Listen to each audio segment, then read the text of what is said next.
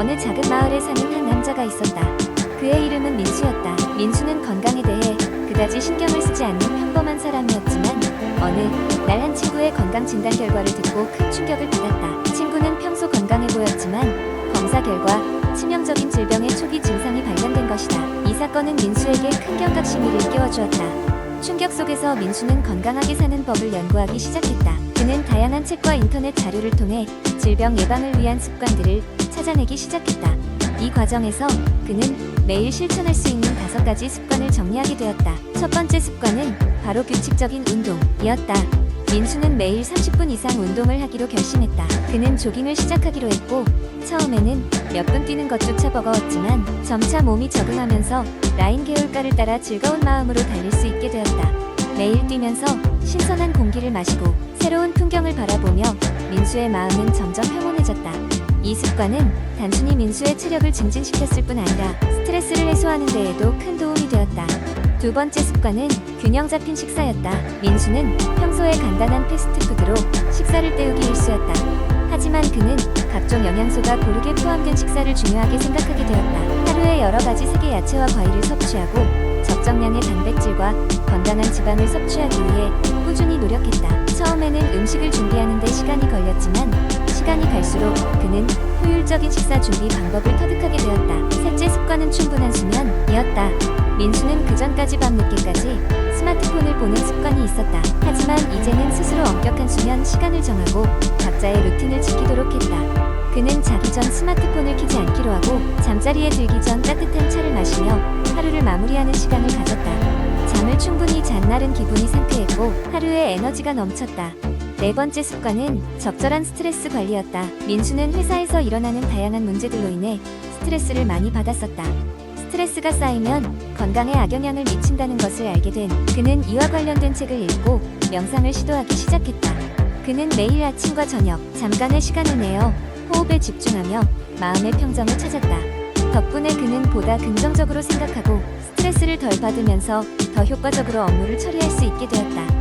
마지막으로 5번째 습관은 정기적인 건강검진이었다. 민수는 소 잃고 후에 약간 고치는 일이 없도록 이제는 정기적으로 건강검진을 받으러 병원을 찾았다. 초기에는 불편했던 이 과정도 이제는 익숙해졌고 그는 그 결과를 통해 자신의 건강 상태를 면밀히 파악하고 필요한 조치를 즉시 취할 수 있었다.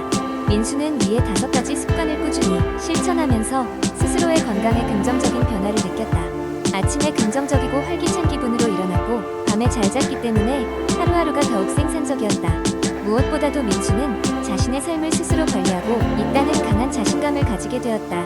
이러한 습관은 민수에게만 국한된 것이 아니었다. 주변 사람들에게도 긍정적인 영감을 주었다. 친구들은 민수의 변화를 보고 그에게 어떻게 건강한 생활을 하고 있는지 물어보기도 했고 그들 또한 하나하나 긍정적인 변화를 만들어갔다. 민수와 그의 친구들은 지역 사회에서 건강한 삶을 위한 캠페인까지 열게 되었다. 이렇게 작은 일상 속 변화가 큰 사회적 영향력을 미치게 된 것이다. 두 번째 이야기. 오랫동안 피로에 시달리던 나는 더 이상 지치지 않기 위해 생활 습관을 개선하기로 결심했다. 직장 생활을 시작한 이후로 매일매일의 업무, 저녁 늦게까지 이어지는 회의, 그리고 그 후에는 또다시 집에서 일을 해야 하는 상황이 반복되었다. 처음에 피로감은 누적된 수면 부족에 의한 것으로만 여겼으나 시간이 지나면서 단순한 수면 문제가 아님을 깨달았다. 그렇다고 대대적인 생활 방식을 바꾸기에는 너무 번거로웠고 현실 리얼리스틱하리도 불가능해 보였다. 그래서 나는 일상 속에서 조금씩 현실 가능하면서도 쉽게 적용할 수 있는 작은 변화들을 찾아 나섰다. 가장 먼저 나는 하루의 시작을 다르게 해보기로 했다. 아침에 눈을 뜨고 일어날 때 그동안 일어나는 즉시 스마트폰을 확인하곤 했지만 이제는 그렇게 하지 않기로 했다. 대신 침대 옆 탁자에 작은 노트를 놓아두고 날짜와 짧은 감사의 말을 적기 시작했다. 이 작은 변화가 가져온 정신적인 만족감은 생각보다 컸다.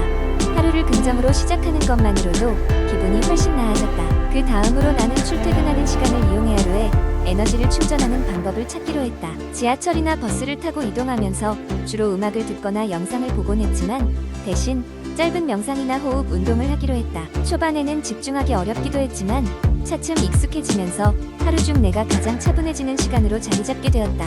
식사에서도 조금 변화를 주었다. 그동안은 배고픔을 해결하기 위해 아무거나 빨리 먹어 치우는 식사 습관을 가지고 있었지만 이제는 식사 시간을 소중히 여기기로 했다. 점심시간에는 회사 근처 작은 공원에서 산책을 하며 간단한 도시락을 먹곤 했다. 자연 속에서 여유롭게 식사하는 경험은 업무로 지친 마음을 재충전하는 데 큰 도움이 되었다. 하루의 피로를 해소하는데 숙면이 중요하다는 사실은 잘 알고 있었기에 잠자리에 드는 시간도 신경 썼다. 매일 일관된 시간에 잠자리에 들고 스마트폰이나 컴퓨터 화면 보는 것을 최대한 자제했다. 대신 취침 전 30분은 독서하거나 부드러운 조명을 켜고 조용히 음악을 듣는 것으로 채웠다. 변화 후 깊고 평온한 수면을 취할 수 있게 되었고 아침에 일어났을 때 가벼운 느낌을 받을 수 있었다. 이러한 작은 습관 변화들이 모여 얼마 지나지 않아 내 삶에 큰 변화를 가져다 주었다. 몸의 피로가 쌓이는 속도가 느려진 것은 물론 정신력도 강해진 느낌을 받았다. 무엇보다도 내가 나 자신을 돌보고 있다는 사실만으로도 스스로에게 위로와 힘이 되었다. 친구들도 나를 보고 그 비결이 무엇인지 물어왔고 나는 주저하지 않고 나의 이야기를 들려주었다. 작은 변화, 하지만 큰 결과를 가져다 준 내 생활 습관의 개선법에 대해 많은 사람들과 공유하고 싶었기 때문이다. 결국 피로를 이기는 것은 거창하고 대단한 변화가 아니라 일상의 작은 차이가 큰 차이를 만든다는 것을 깨달은 순간이었다. 세 번째 이야기. 옛날 옛적 사람들은 수면에 대해 지금과는 다른 믿음을 가지고 있었다. 과학이 발달하기 전 수면은 많은 미신과 전설의 주제가 되었다. 특히 동양과 서양의 문화는 각기 다른 수면의 신비를 탐구했고 그 속에서 수면에 관한 다양한 오해가 형성되었다. 먼저 서양에서는 한 사람이 자는 동안 꿈에 악령이 찾아올 수 있다는 믿음이 있었다. 이것은 악몽이나 REM 수면 중에 발생하는 무서운 꿈에서 기인한 것으로 보인다. 이를 막기 위해 침대 머리맡에 마늘을 걸어둔다거나 철제, 물건을 두어 악령을 쫓는 방법이 전해 내려왔다. 또 다른 서양의 미신은 달빛에 잠을 자면 미치거나 병에 걸릴 수 있다는 것이었다. 그러므로 사람들은 잠잘 때 커튼을 꼭 치고 잤다. 동양에서는 수면이 건강과 직결된다고 믿었다. 그래서 사람들은 하루에 꼭 8시간 이상을 자야 한다고 주장했다. 그들의 믿음 속에서는 잠을 잘 자누면 영혼이 몸을 떠나고 다시 되돌아오지 않을 수 있다는 이야기가 있었다. 심지어 잠을 너무 적게 자거나 너무 많으면 수명이 줄어든다는 설도 있었다. 그리고 전 세계적으로 잘못 알려진 미신 중 하나는 밤 12시 전에 자야 건강하다는 것이었다. 이는 시계의 째깍거림과 함께 수면 사이클이 12시를 기준으로 다시 시작된다는 믿음이었다. 하지만 지금은 과학자들이 수면의 질은 단순히 몇 시에 잠을 자느냐보다 얼마나 깊이 자느냐가 더 중요하다고 말해준다. 흥미로운 미신 중 하나는 베개의 방향에 따라 꿈의 질이 결정된다는 것이었다. 동양 문화에서는 베개를 북쪽으로 두고 자면 불행과 병이 찾아온다고 믿어 동쪽이나 서쪽을 선호했다. 하지만 또 다른 곳에서는 남쪽이 가장 좋은 방향이라고 했으니 이 역시 문화에 따른 차이가 있었다. 이외에도 잠이 오지 않을 때 양을 세면 잠이 든다는 일반적인 미국과 서구 문화의 믿음이 있겠다. 이는 단순히 일정한 리듬과 반복적인 생각이 정신을 안정시키는데 도움을 주기 때문에 실제로도 어느 정도는 효과가 있다고 여겨진다. 시간이 흐르면서 많은 미신들은 과학에 의해 설명되고 잘못된 것들이 있음을 알게 되었지만 그 시대 사람들의 지혜와 전통적인 믿음은 여전히 흥미로운 이야기로 남아 현대인의 상상력을 자극한다. 전통과 과학 사이의 경계를 넘나들며 수면에 대한 우리의 이해는 계속해서 진화하고 있다. 네 번째 이야기. 옛날 어느 작은 마을에 건강한 삶과 체중 관리를 목표로 노력하는 한 여인이 살고 있었다. 그녀의 이름은 민지였다. 민지는 어렸을 때부터 유제품을 매우 좋아했고 성장하면서도 꾸준히 우유를 마시고 요구르트를 즐기는 등 유제품을 구석구석 챙겨 먹었다. 그러나 어느 날 그녀는 거울에서 자신의 모습을 보며 무언가 변화를 주고 싶다는 생각이 들었다. 더 건강한 삶을 살기 위해 체중 관리를 시작하기로 결심한 것이었다. 유제품에는 칼슘과 비타민 D가 풍부하고 그녀의 단백질 섭취에도 도움을 줄 수 있다는 것을 알고 있었기에 유제품을 끊기보다는 올바른 선택을 한다면 잘 활용할 수 있을 거라 생각했다. 그녀는 먼저 유제품의 종류와 그 효과에 관해 연구하기로 했다. 민지는 저지방 우유, 그릭 요거트, 치즈 등의 영양 성분을 꼼꼼히 살펴보며 각 유제품이 체중에 어떠한 영향을 미칠 수 있는지를 분석했다. 특히 저지방 제품이 종종 당 함량이 높다는 사실도 알게 되었다.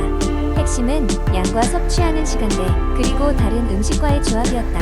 체중 감량을 위해 민지는 고단백질 요거트를 아침 식사로 저지방 우유 한 장을 간식으로 필요한 지방은 견과류와 함께 곁들인 치즈를 통해 섭취했다. 이를 통해 그녀는 유제품이 대사율을 높여주며 포만감을 오래 유지하는 데 큰 도움을 도움을 준다는 것을 느낄 수 있었다. 얼마 지나지 않아 민지의 노력은 가시적인 성과로 드러나기 시작했다. 그녀는 유제품을 적절히 섭취함으로써 건강한 체중 감량뿐만 아니라 에너지 레벨도 유지할 수 있었던 것이다. 이는 결국 그녀의 생활 방식을 개선하는 데 큰 변화를 가져왔으며 유제품이 단순히 체중 관리뿐만 아니라 전반적인 건강에도 긍정적인 영향을 미칠 수 있음을 깨달았다. 주변 친구들과 가족들도 민지의 변화를 눈치채고 관심을 보였다. 민지는 자신의 경험을 공유하며 유제품을 포함한 균형 잡힌 식단이 그녀에게 어떻게 도움이 되었는지를 설명했다. 그녀의 이야기는 자연스럽게 마을에 퍼져나갔고 많은 사람이 민지의 방식을 따라 체중 관리 여정을 시작했다. 이후로 민지는 정기적으로 에어로빅 수업을 열어 마을 사람들과 자신이 얻은 지식을 나누며 함께 건강한 생활을 영위하게 되었다. 유제품 선택에 대한 그녀의 지혜와 실천이 단지 개인의 체중 관리 이상으로 커다란 영감을 불어넣은 것이다.